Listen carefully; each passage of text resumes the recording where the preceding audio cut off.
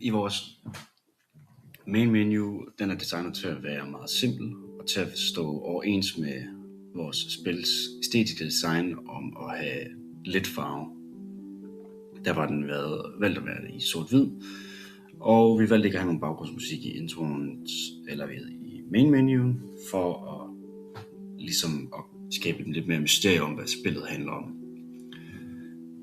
Vi har en intro cutscene, som egentlig bare er til for lige at få spilleren med på, hvad det er, der foregår, og vores kerneproblemstilling i vores univers her.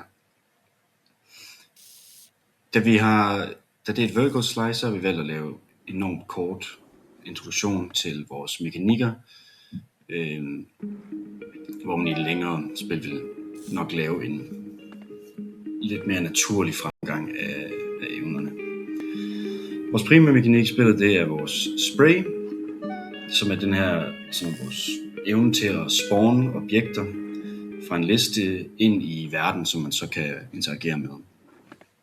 Derudover så har vi en momentum-baseret spillerkarakter, som kan øge sin hastighed over tid og vedligeholde en del momentum, selv når man stopper med at give input til karakteren.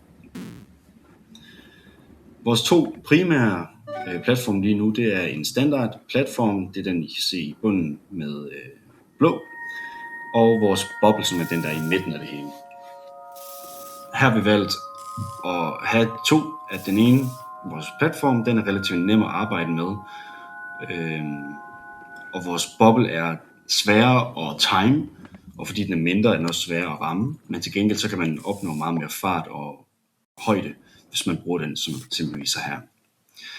Vi har valgt at bruge meget sparsom musik, da vi følte, at for at skabe det her univers af tomhed og forfald, var det en god idé at have en del tomrum i forhold til musikken, hvilket så også hjælper på, at når musikken så endelig spiller, så indikerer det et toneskift, som f.eks. den, man kan høre her i baggrunden, der er i gang.